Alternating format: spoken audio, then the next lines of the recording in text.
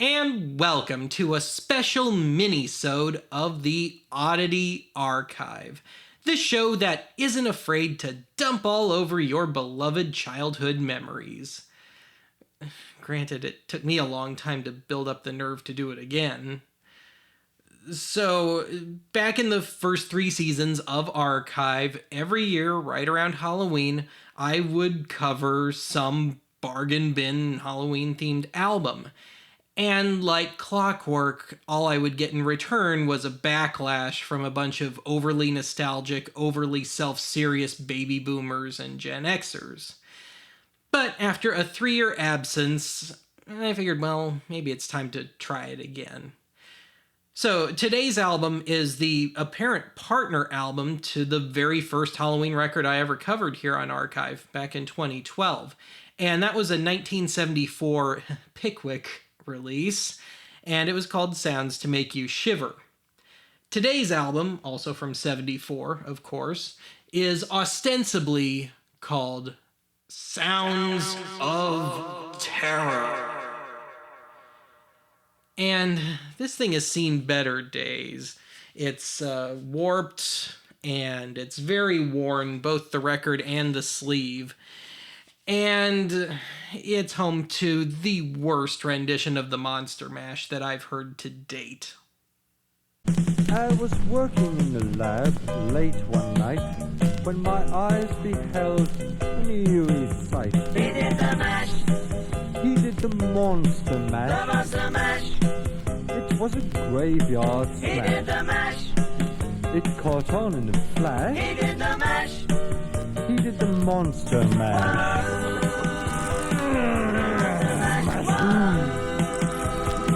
The monster mash, Impetuous young boy. monster mash,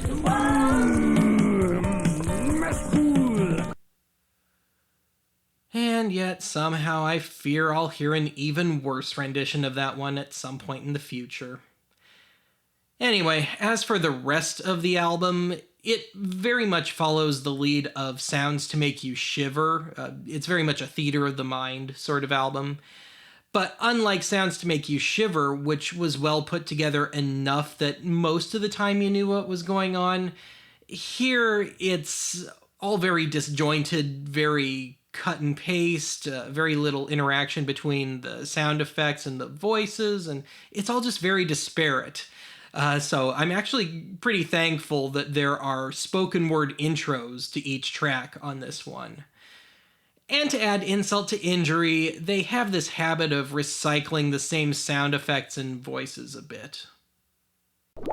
In his thirst for knowledge, Dr. Jekyll experimented with his own body by swallowing a diabolical chemical mixture.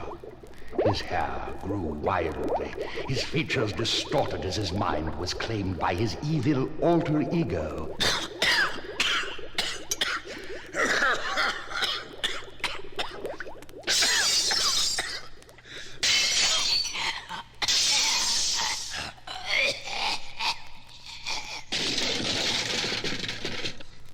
Count Dracula.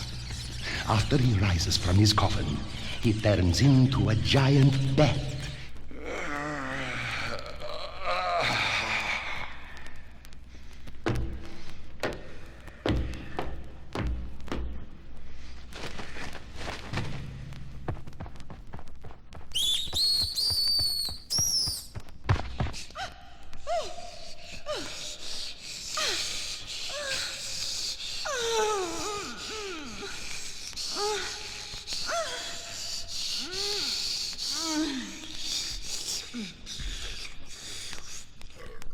During the French Revolution, bloodthirsty mobs rioted in the streets of Paris and dragged their royal victims to be beheaded by the guillotine.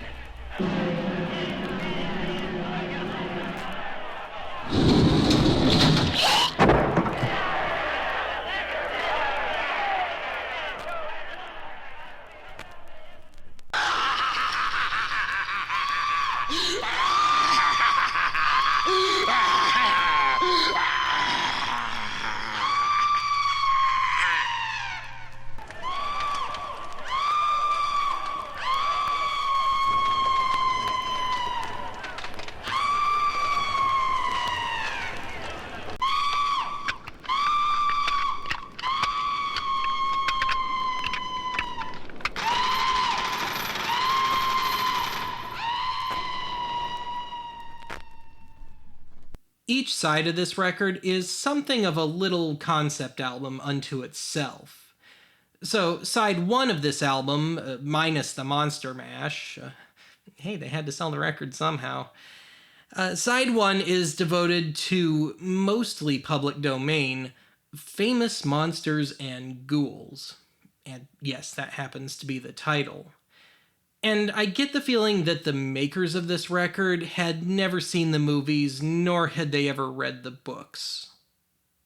From an uncharted island in the Pacific, a giant ape was captured and transported by freighter to New York City. His moment of fame was challenged by a prehistoric sea monster that surfaced off the coast of Japan. Eventually, they met in deadly combat.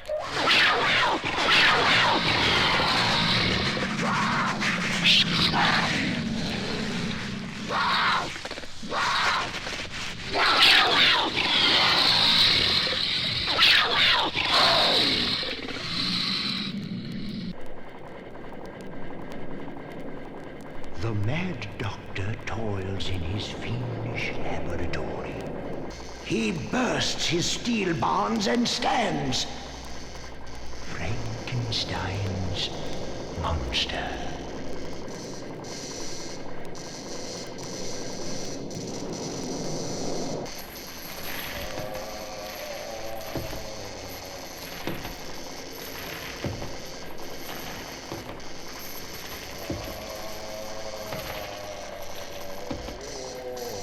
The opera has always given beauty and joy to the world.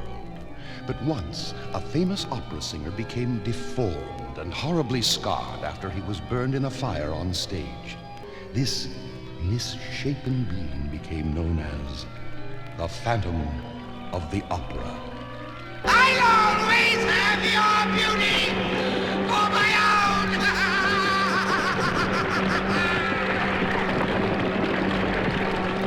I'll always have your beauty for my own. I will give this album this much.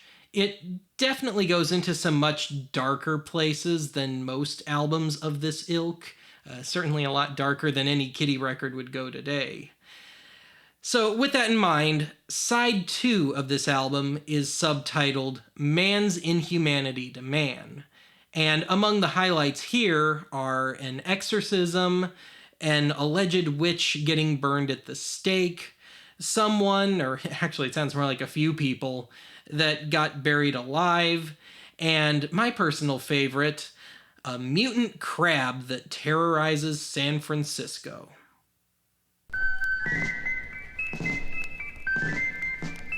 In colonial days, as the United States of America was being built by brave and honest people, in New England, the mere accusation of being a witch was enough to sentence a person to be tied to a stake and burned alive.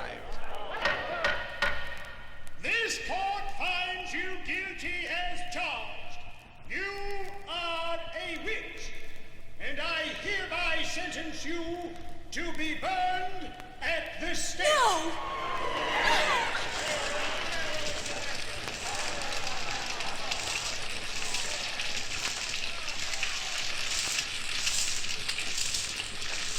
To die is a fate that must come to us all. But how horrible to be buried alive. Imagine the hell of lying trapped in your own coffin, your heart beating wildly, every gasping breath using up the valuable oxygen.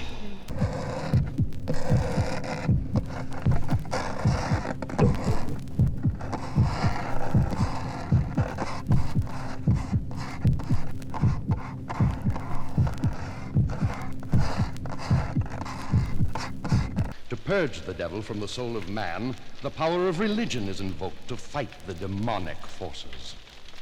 Listen to the scourging of the devil by this exorcist. May the power of Christ compel you.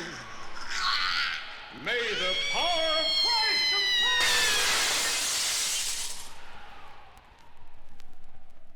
you. A creature that terrorized Tokyo, rampaged through Hawaii, then began to claw and crush its way into San Francisco. Nothing could stop the incredible giant crab.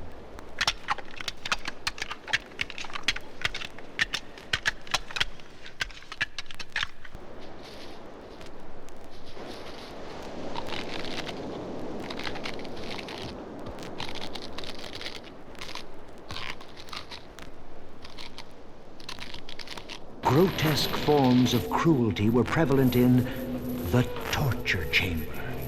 Here, the infamous rack was employed to stretch the prisoner out of his puny body into agonizing madness.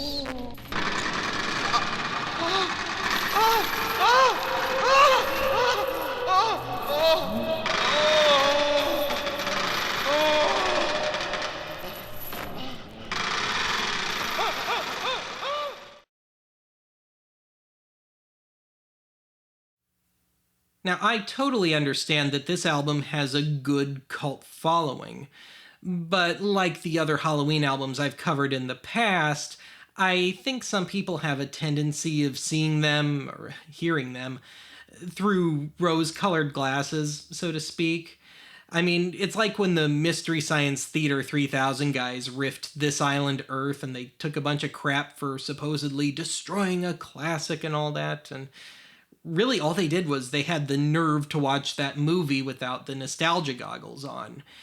And that's my little long-winded way of saying that I think this album is about as scary as a box of tissues. But anyway, over the end credits today, I want to play a bit of the last cut on this record, which is called The Nightmare of Lost Souls. And it's about as scary as this record gets. And, well, I think I might have figured out why. So, back on the Christmas 2015 archive episode, episode 90, I covered this rather nightmare-inducing album called Fun Sounds of Christmas. And that album was spearheaded by kiddie music god Wade Denning, who also spearheaded today's album. And I'm 99% certain that the elves from Santa's Workshop on that Christmas record are the lost souls on this one. But anyway, that's it for today's archive. I'm going to open up this nice rattly piece of fan mail that I got. If you value your sanity, do not stray into the evil darkness that surrounds the tombs, crypts, and mausoleums.